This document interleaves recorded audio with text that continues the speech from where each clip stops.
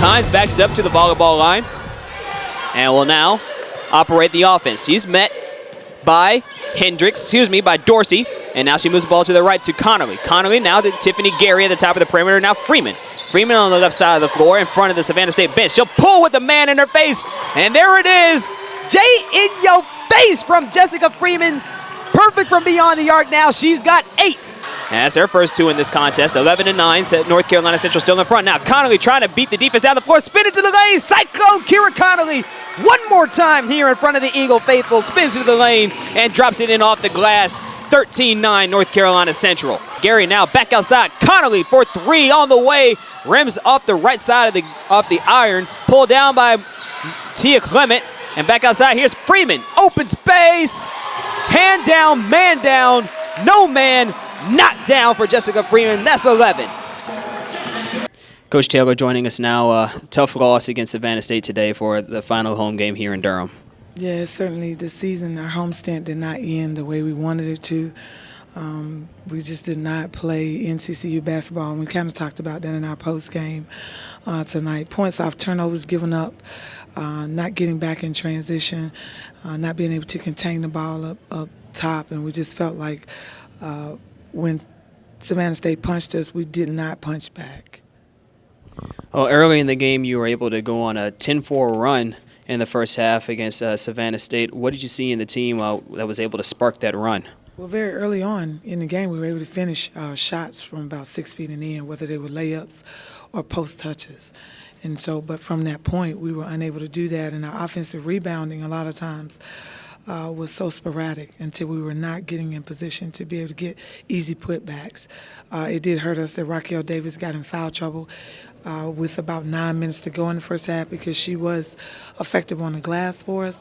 But just as a team, we did not team rebound well.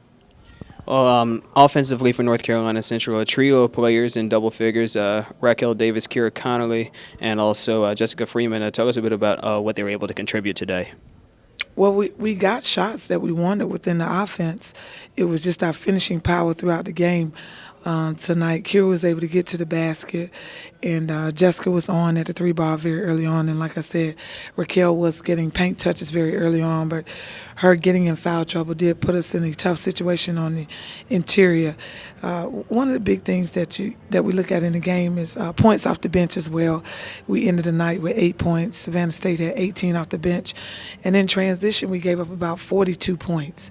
When you talk about the number of times they went to the line, 2-on-1, 3-on-2, not getting back, unable to stop penetration, that's too much offense. You know, we take much more pride in our defense than that.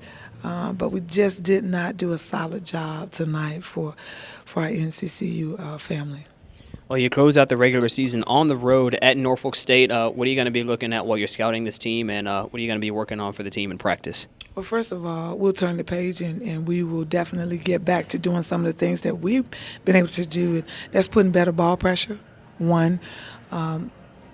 Making sure we know our defensive assignments and then executing better in that area.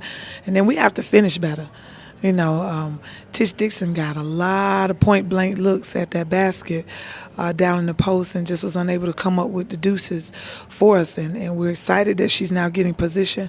But at this point, we expect her to finish, you know, those shots. And not just Tish. But that stood out for me because a lot of those were 2 feet away from the basket and that kind of thing. But our young women are still very hungry. Certainly they were very disappointed with the way we played. And so our motto is, you know, we got to get better in between now and the next game. Coach, I see Norfolk State then as a must-win in terms of creating that good momentum going into the tournament.